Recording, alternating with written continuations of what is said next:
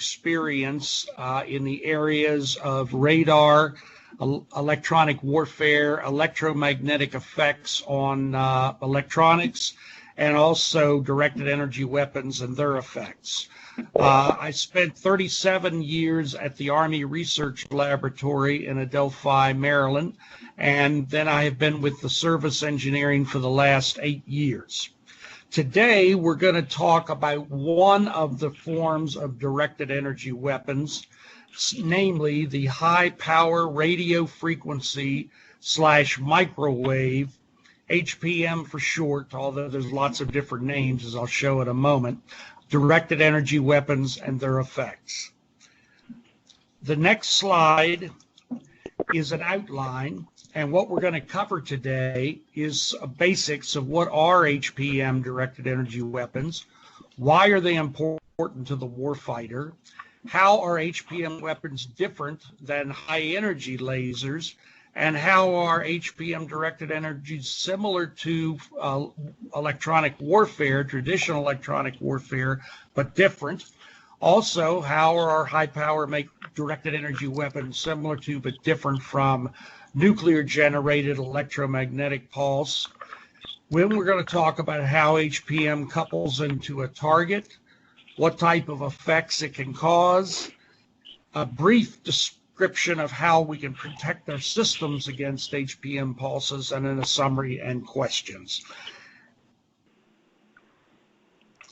This next slide gives you a definition of what a high power radio frequency microwave directed energy weapon is.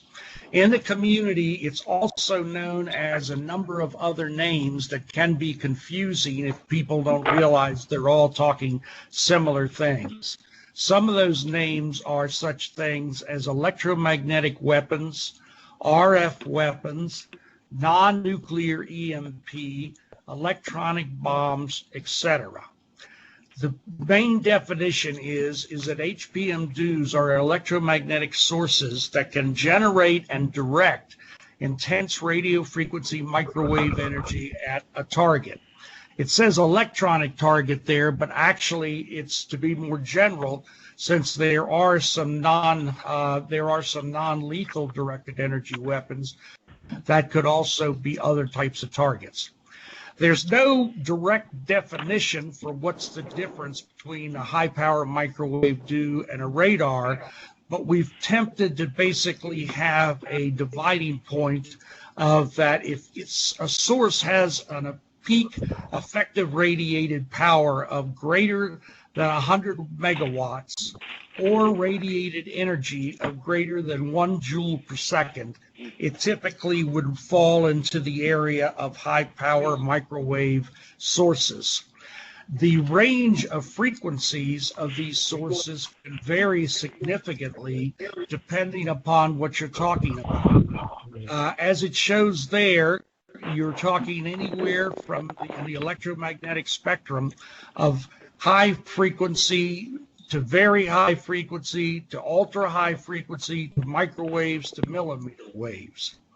And the most important thing to remember about HPM DOOs, the takeaway from all of this, is that they can attack targets with and without intentional antennas and receivers.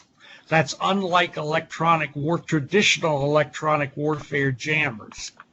They also can produce persistent effects that last much longer than the time the beam is on the target. As a result, they can produce temporary electronic upset, or if there's significant energy damage.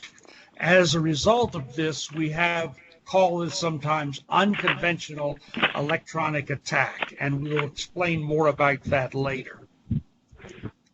The next slide shows the major components of a high-power microwave directed energy weapon. Those of you familiar with radar will see a similarity as far as the source goes. Typically, in any system, you've got to have some form of prime power. That prime power could be an electrical generator, it could be a battery pack, or it could be the potential of using explosives to try to generate the energy necessary. The prime power must then be conditioned to produce pulses, and the pulse powers typically are some sort of a capacitive inductive type of network, such as a pulse forming network, or in some sources it may be high power switches, either high power switch tubes or solid state. As far as the RF source goes, there's two typical types of RF sources. Those that produce pulse continuous wave energy, and since in the frequency domain that's a narrow band, they're called narrowband sources. Examples of narrowband sources are magnetrons, traveling wave tube amplifiers, klystron amplifiers, and gyrotron types of sources. There's also the other type of RF source, which we'll go into in more detail, is a transient source, if you will, an impulse type of source. As a result, in the frequency domain, that produces a very wide band to ultra wide band of frequencies. That typically is some form of a spark gap, electronic switch, or ferrite lines. There's also now, I don't cover this in the presentation, but nonlinear transmission line types of devices that are becoming of great interest. Now we need, of course, an antenna in order to get the RF energy out of the HPMD to the target. In terms of antennas, again, there were kind of two major categories. For narrowband antennas, one of the typical ways of doing that is with high power aperture antennas, such as parabolic reflectors, horns, and those type of things. They typically are going to be for the higher frequencies, starting with the microwaves regime of either 1 gigahertz on up or below that.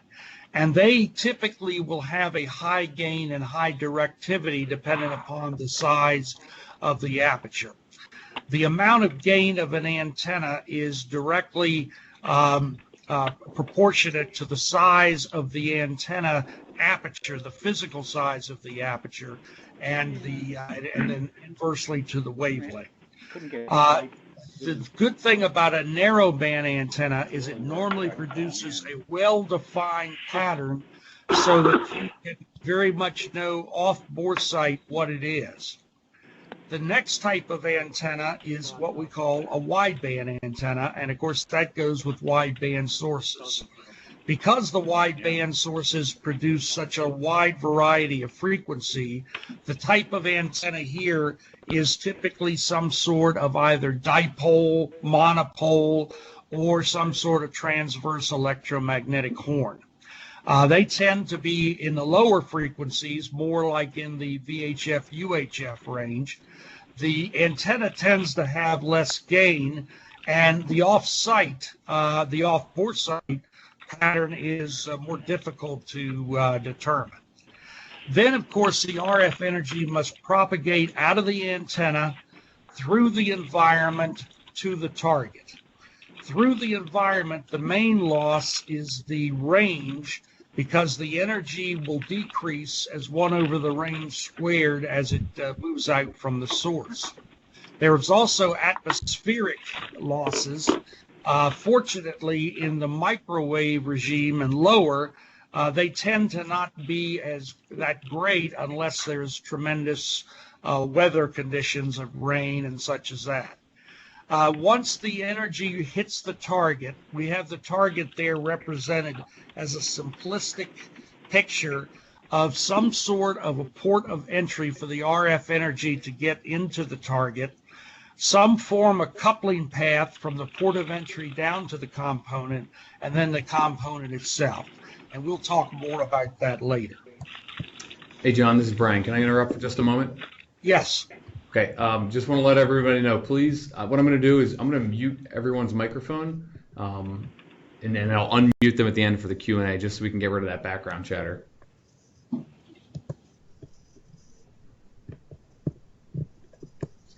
Unmute.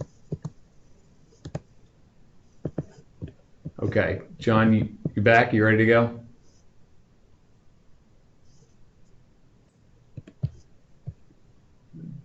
John, are you there though? Make sure I didn't mute you. I'm sorry. Can you hear me now? Yep, go ahead. All right, so we're good to go. Okay. Were the people able to hear me for the other slides? I apologize. I may have had this muted. Yes, no, you were good. I just wanted to eliminate the background chatter from all the other folks. Okay. Why is HPM dues, why are we investing money and time and effort in it? Well, obviously, if it wasn't useful in some way to the warfighter, the peacekeepers, we would not be doing that.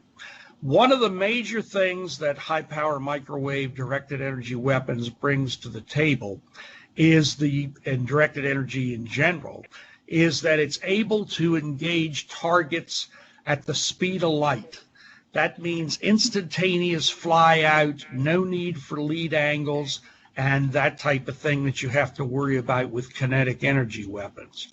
However, it must be emphasized that even though the engagement can be at the speed of light, the effect may not be instantaneous. It may be necessary to dwell on the target for seconds to minutes, depending upon what the application is. The other important thing about RF directed energy weapons is that you could produce, to some extent, scalable effects from temporary upset to permanent damage based on the target and how far away the source is from the target. As a result, you've got the potential to have a scalable type or tunable target effects. The most important part, and the reason primarily that people are interested in this technology, is that a directed energy weapon provides a very deep magazine to a warfighter with relatively unlimited number of low-cost shots, DE pulses.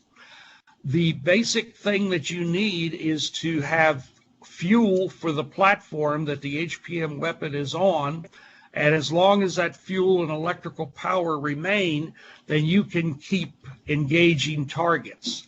This greatly reduces logistics and the associated cost of happening, and also the concern about you losing all of your weapons and have to reload.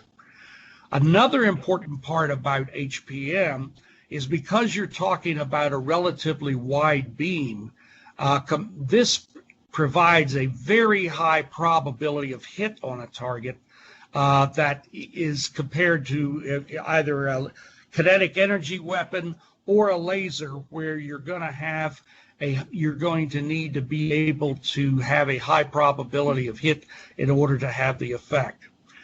It also allows you for plausible deniability, since electromagnetic energy cannot be seen, cannot be felt, cannot be tasted. It can be felt in a certain way.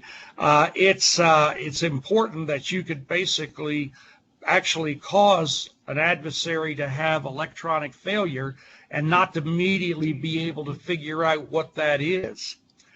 Typically, we talk about electromagnetic waves being used against electronic weapons, such as sensors and communication systems and all of that. Its operation is similar to a radar. However, it's much higher peak powers, as I mentioned. So at least the operation and maintenance, in theory, can be along the lines of someone who is skilled as a radar technician and does not necessarily require a separate military operational specialty.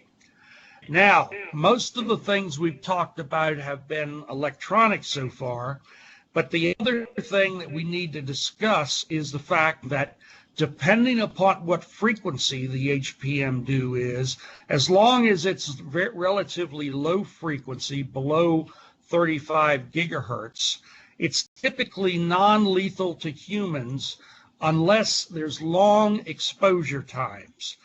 What we know as far as safety levels and all go is based on the IEEE RF radiation safety standards, which concerns the amount of not only the amount of average power, but the amount of dwell time. So generally speaking, since the pulses are very short and the rep rates are relatively small, the average power is not that high unless you have a long dwell time. On the other hand, as you may have heard, there's the U.S. Air Force Research Lab developed a system called the Area Denial System that the Joint Non-Lethal Weapons Directorate sponsored and carried forth. And that's a system that uses millimeter waves, roughly at 95 gigahertz.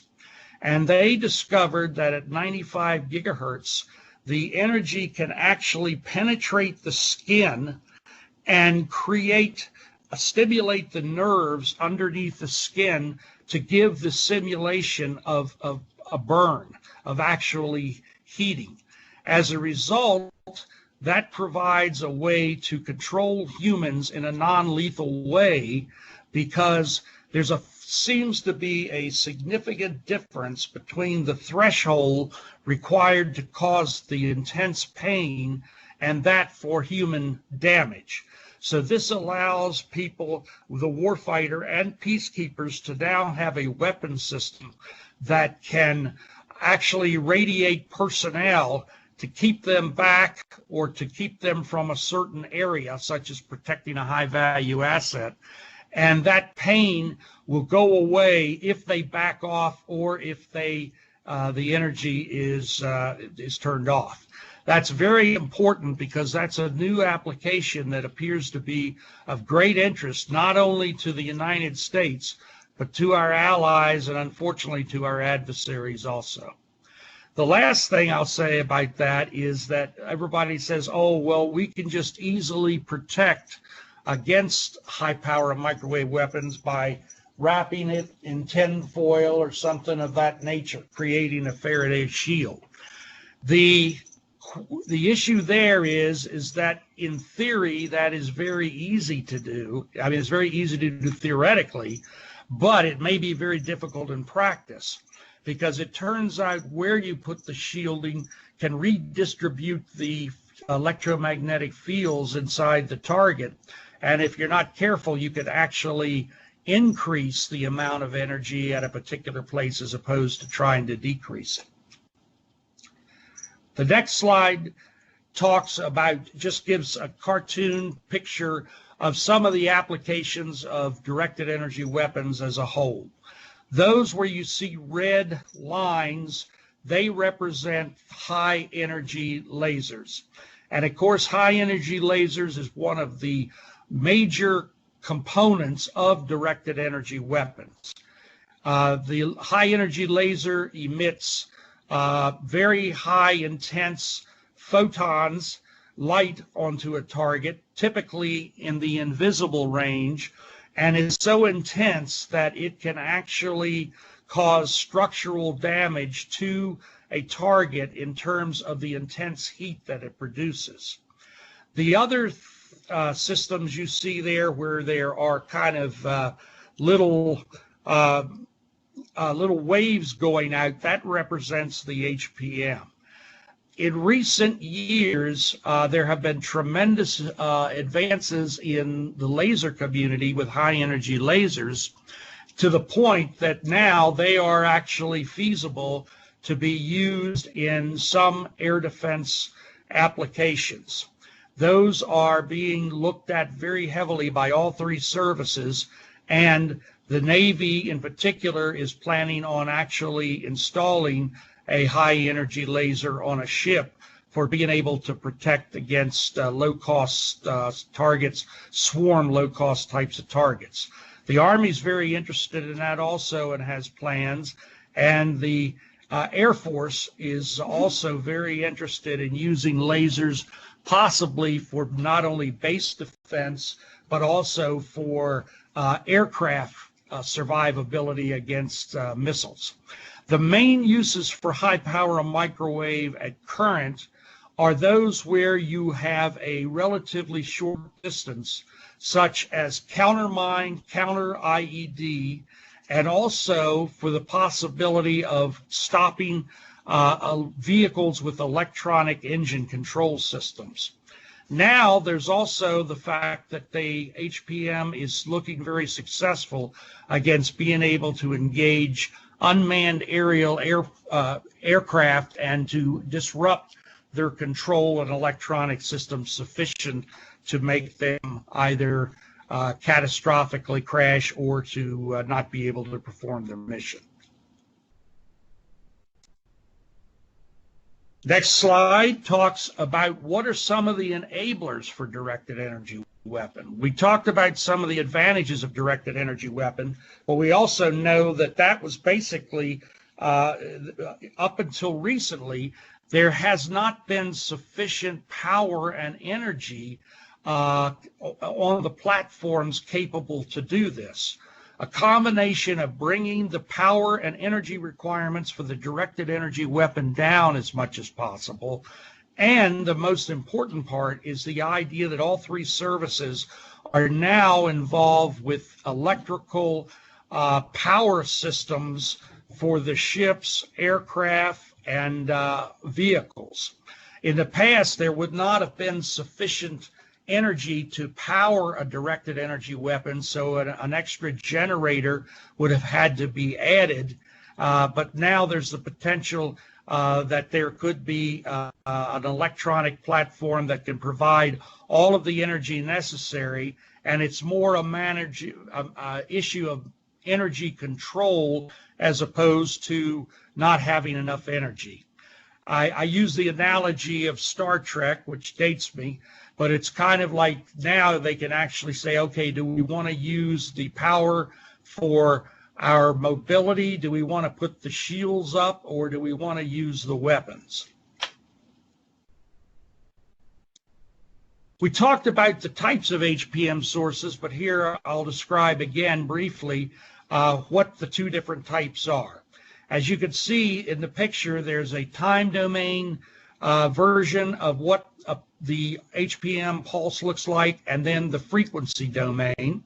For narrowband, you're talking about typical pulse modulated sine waves. So in the frequency domain, that turns out to be some sort of a kind of sine x over x function, a sync function aimed at the particular carrier frequency of the wave. And as a result, it's very narrow band, and there's therefore the name. The advantages of a narrowband signal is that it's best for maximizing the amount of energy per pulse. But often you do not know the type of frequency that you want to use against a target. So the wideband, which is more of a unipolar type of waveform that provides a damp sine wave in the time domain, and it's a much broader frequency domain. This is more like, if you will, the traditional electromagnetic pulse from a nuclear weapon. However, now there's the capability of generating these very high powers with with non-nuclear waves. This has a tendency, it's best for maximizing the power, but it also is, since you're spreading the energy out over a larger band, you are losing the amount of energy. So it's kind of depends on what the particular application that is best. The next slide just shows some examples to show some real world systems that are actually been considered. And you'll see we have the power supply driving some sort of an HPM source and transmitter and the antenna. The most recent advantage that we know of as far as an HPM system is the U.S. Air Force has recently fielded or developed and fielded a tactical high-power microwave operational responder for going after unmanned aerial vehicles, Thor. You see where the P and the S is indicating power sources, the source, and the antenna.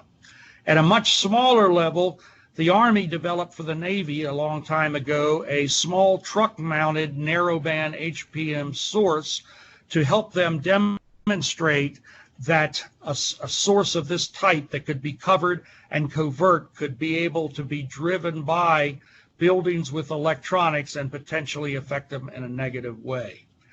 Another source is the Air Force's ultra-wideband source with an impulse radiating antenna, which provides the potential for some ground defense.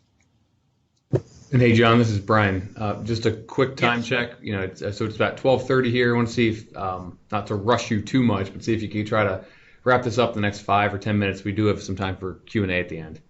Yes, I certainly will. Thank you. As I mentioned before, this is a this is a chart that describes electronic warfare. Electronic warfare is defined as electronic protect, electronic attack, and electronic support. Under electronic attack, in the past, we've always had, everyone is aware of jammers to go after radar and communication receivers. They must be some sort of receiver on the target for them to work. And they produce temporary effects only while the RF is on. UEA on the other side, unconventional electronic attack, including directed energy weapons, provides persistent effects on all electronics.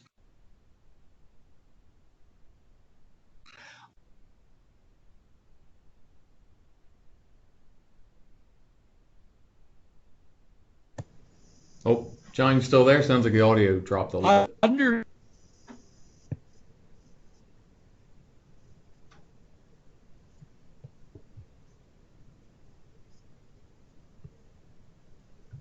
John, I'm not sure if you can hear me or not, but the audio is kind of coming in and out.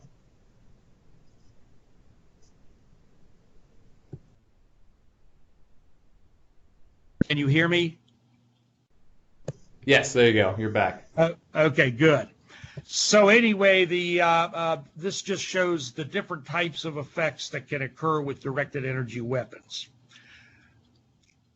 The next view graph is it shows the electronic attack technology that is being considered.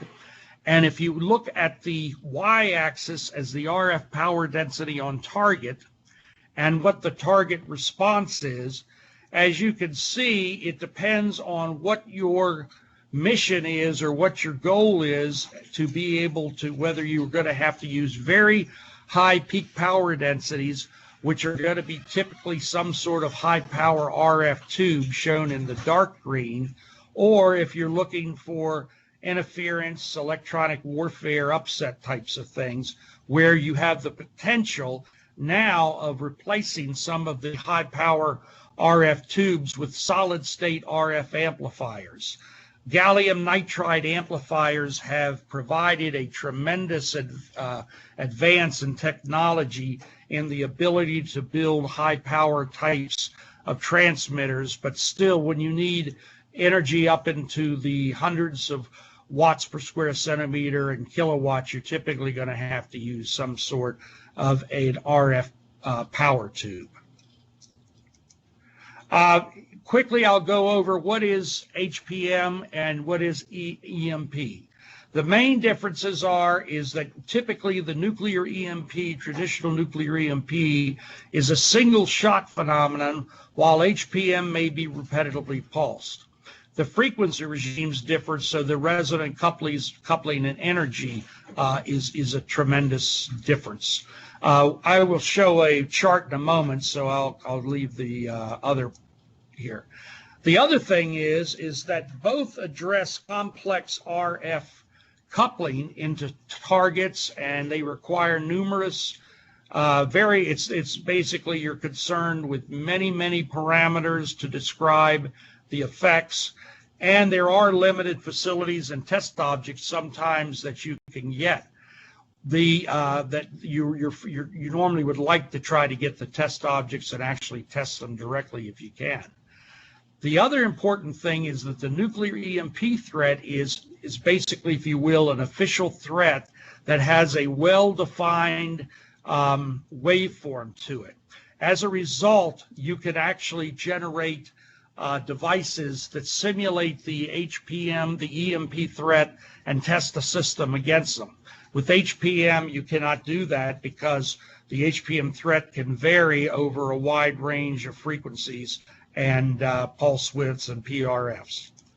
Here shows a plot of power density versus frequency, and here it attempts to try to compare the spectrum for a nuclear EMP type of system to, if you will, HPM.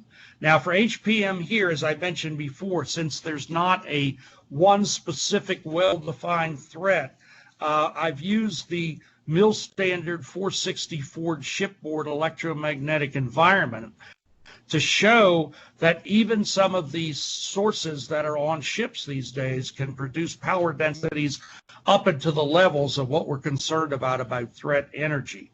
So for people who say there is no validated threat, we don't have to worry about it, unfortunately, that's not true. There are adversaries out there pursuing this, and we also have our own threat of electromagnetic interference. Okay, how does energy couple into a target? There are two main ways. One is through the antenna, and that can be either what we call in-band front door or out-of-band front door. If it's in-band, it means that the RF energy is in the frequency range of the system. It goes through the normal antenna, path loss, and down to the component.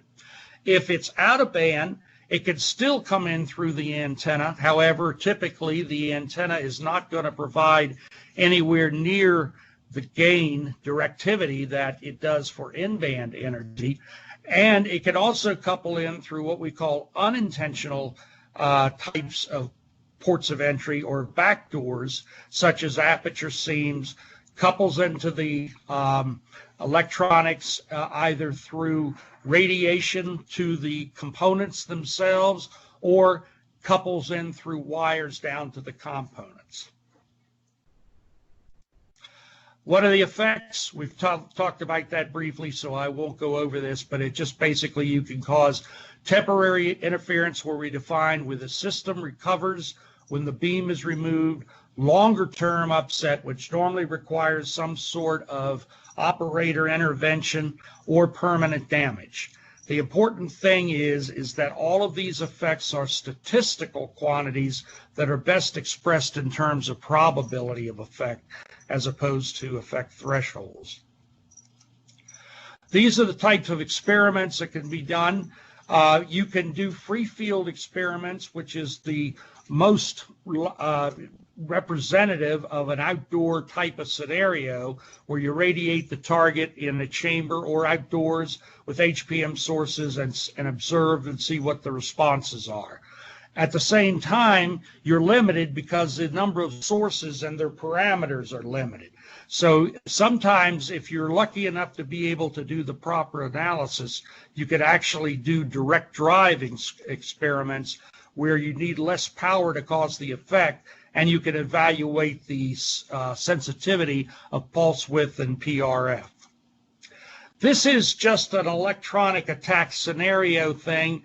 What we're trying to do here is show that there is a way of at least estimating potentially the type of power density that you need on the target. We have here the electronic attack target, electronic attack transmitter, the antenna. The power density that's incident on the antenna is defined by the power of the transmitter, peak power or average, times the gain over 4 pi r squared. That's the range loss. That energy you would also add for propagation if you're talking about frequencies that are higher. You need to include the atmospheric losses. And then that energy impinges upon the target, and there we use the target represented as the effective area of the port of entry, the entry path or the loss, and the electronics component failure level. What you're trying to do is look at what is the power that is actually down at the component as compared to the component failure level. Both of these are actually statistical quantities, And since you have really what you're looking at is the probability of RF damage, is the probability that the energy at the component is greater than the component, and that can be looked at as a convolution integral as of the convolution of the probability density function of the coupling times the probability distribution of the component failure level. That's the method that we use. Target effects, of course, depends on, leads to what the target downtimes are. If you're looking for just interference, then the target downtimes are not going to be as long. In terms of protection, there's the Army back in 1992. The Army back in 1992, I don't know if the slide is showing yet or not because it's off my screen, developed this handbook called the Hardening Design Guide for Systems. We realized that there was a need to be thinking about how to protect our systems, not only what the potential weapon capabilities were. And what the High Power Microwave Design Guide does is it bases it a lot on what's the traditional techniques for hardening against electromagnetic pulse, but since microwaves are at much higher frequencies, there's a need for other types of hardening. And that is the reference there. It's now in DTIC, and it's also in DSIAC, and also the Joint Technology Office for Directed Energy Transition. Also, DITRA and JCOR generated a joint electromagnetic RF code that is now also in the electronic version of that. We have actually demonstrated to show that these techniques can work using an IFF transponder. We measured it to determine what power densities were required to cause it to fail. We put in hardening in terms of filters and limiters, retested it, and it was able to work. And most important, you have to realize anytime you do hardening that you do not affect the insertion loss for RF receivers and that type of thing. Okay, in summary, high-power microwaves provide warfighters with a high probability of hit, the speed of light engagements, with the understanding that, of course, it's not instantaneous effects. It provides the warfighter with the ability to attack targets at a band with and without receivers and produce long-term effects. The effect levels depend very heavily on the source parameters and the target parameters, so it is very complicated, and effect levels typically have to be measured over some parameter space that you think you're of interest. The impact of effects on mission may be difficult to determine because you may not know whether the RF energy caused the system to fail or whether there was some sort of just natural system failure. And protection. It's been learned based from the electromagnetic pulse industry as well as HPM that if you try to do retrofit hardening after the fact, it's tremendously expensive. It can cost 20 to 90% of the total system costs, where if you do the RF protection at the design stage built in, the total system cost is much less. So the bottom line is you either pay now or pay later. With that, I thank you very much, and I'll try to take any questions that I have here in the next few minutes. Thanks, John. All right, so I have unmuted the folks that are on the line. So if you do want to ask a question, hopefully you'll be able to ask that. Hopefully the unmute function worked. We did have a couple questions come through during the chat, and I appreciate there's a little bit of chatter going on in the chat, kind of a community discussion here. But one question here that was asked, John, and I think I know the answer, maybe you can elaborate on it, but is can HPM be used against critical infrastructure? Yes, the answer is it's been shown that, as you might expect, a lot of the critical infrastructure has a tendency in a lot of cases to use commercially available electronics, And that's one of the problems is it's been a while to try to explain and understand to people that critical infrastructure needs to be protected as well. Okay. I have a question related to that. Can you guys hear me? Yep, go ahead. Yeah. From time to time, you see some suggestions to use HPM and some sort of protection around civilian airfields. But it seems to me that that would be very risky against the civilian traffic you're trying to protect. Has there been any comment on that or thinking about that? Yes, that's a very good question. There's no doubt about it. One of our major concerns is anytime you raise the power of an electromagnetic emitter, you've got the potential for basically fratricide and suicide. So you do have to look very carefully at how directive your beam is, how bad your side lobes are, how close other things are, so that you don't have electromagnetic interference and various types of, you want to have electromagnetic compatibility. Thank you. Another kind of question or topic that was brought up here in the chat, John, was about electromagnetic missiles. Whether that there's some research being done back in 1985. They've been used operationally, but not widely. Do you have any comment on EM missiles? Well, I assume by EM missiles you're talking about an airborne platform that carries a high-power microwave type of source. And yes, that has been shown and demonstrated by the Air Force with the CHAMP program, which is the Counter High-Power Electromagnetic Advanced Missile Project, to show that you could potentially fly an airborne platform over a building with electronics inside and produce temporary and in some cases permanent upset. As a result, that's an area that initially a lot of people used to try to look at explosively driven RF warheads to do that type of mission, and it's still possible, but it's also the efficiency factor from the explosive to the electric energy is not that great. Now they're looking more at using battery packs and other types of compact power and energy systems to be able to power an HPM source long enough to do a mission. Very good, thanks. Any other questions that anyone wants to just ask verbally or type in?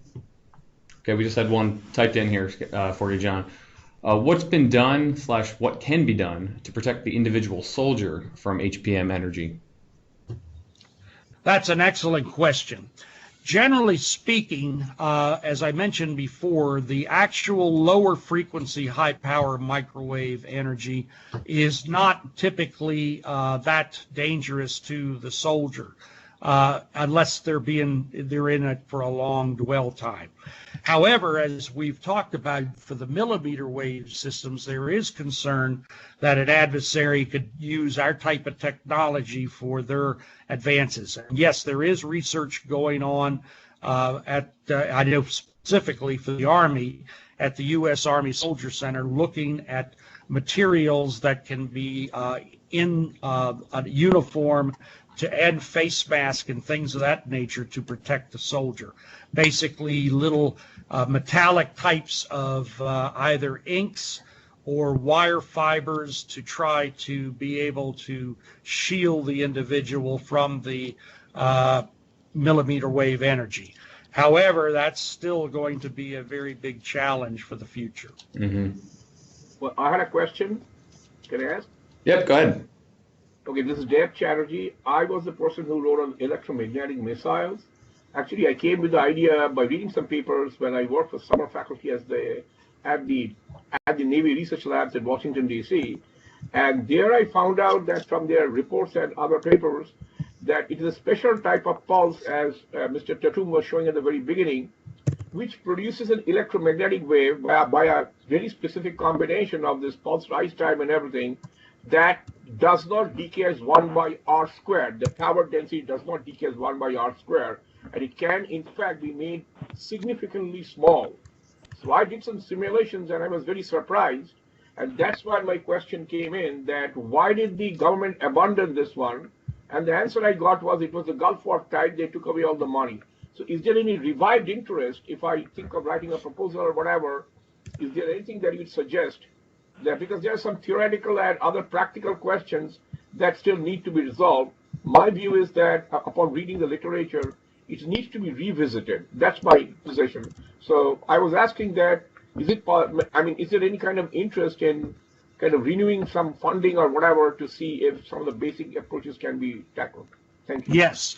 The short answer is we're always looking for any way to beat the range loss of the 1 over r squared range loss. Some of the concepts that have been considered is the idea of even using a basically ultra short pulse laser to try to generate a plasma channel that would allow RF energy to go down the channel.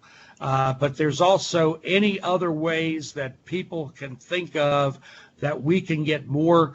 That's one of the reasons why they're interested in, obviously, platforms that can get near a target to reduce the amount of range that the RF energy actually has to travel to the electronics. So I would say, yes, that it would be very interesting to hear what proposals that obviously this audience represents a broad base, and I'm sure you all have a lot of interesting and hopefully potentially successful ideas. All right, just a few more questions here in the interest of time, although I appreciate all the questions that are coming in. John, the question was how to protect or considerations for protecting radars or LiDAR sensors on ground-based vehicles. Yes, one of the ways of trying to protect electro-optic types of sensors from RF energy has been thought of quite a bit. There has been various types of coatings that have been developed over the years that actually do have some attenuation for RF energy and still allows the visible energy to be able to exit and enter the electro-optic sensor. The problem there is that a lot of these tend to use some form of metal gridding as a kind of using the waveguide below cutoff principle.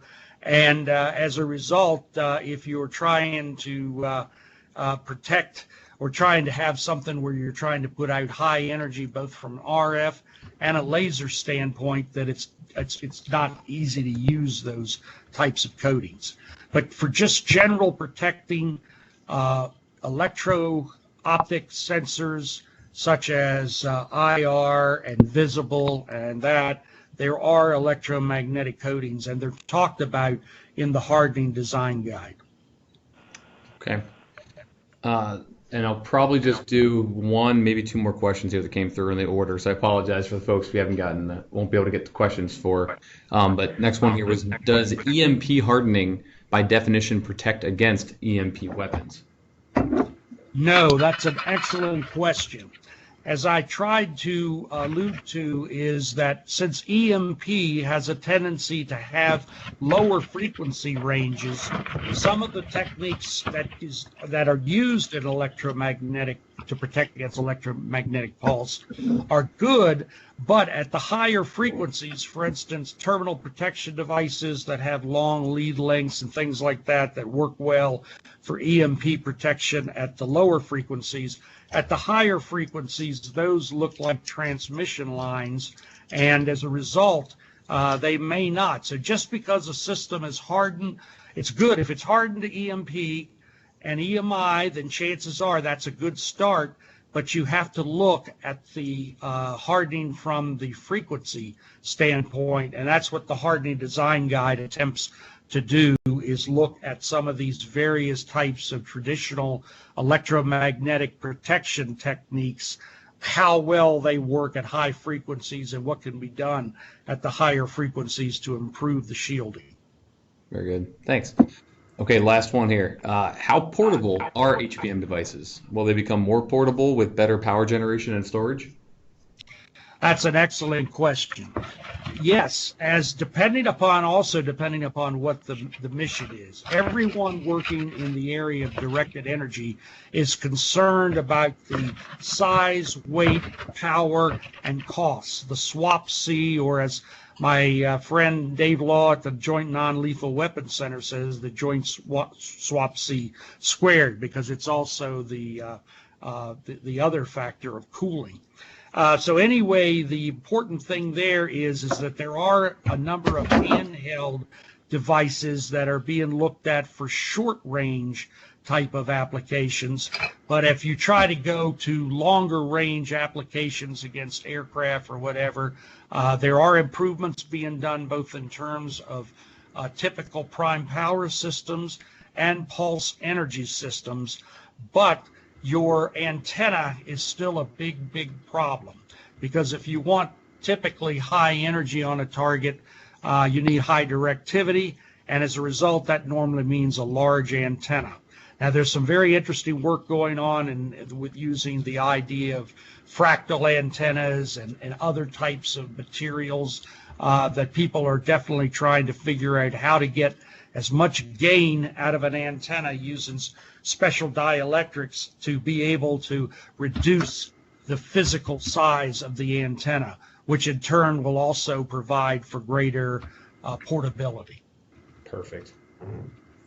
Well, John, thanks so much. We're over time, but all the questions are really good, so I appreciate you responding to them. For those who didn't get their questions answered, I would encourage you to go on DSIAC.org, and you can kind of submit a technical inquiry that way. You can email, again, myself, Brian Benish, and we'll get them answered for you. Again, we offer a free service of 4 hours of information research for any technical question that might come through or you might have for us. So I'll be happy to support you however we can. John, thank you very much. Appreciate it. Again, this webinar has been recorded, so we'll post it online and make sure it's available. So if you guys want to check it out again, it'll be public. So thank you very much for participating, everybody. Thank you. I appreciate the opportunity to talk to this great audience. All right. Thanks, John.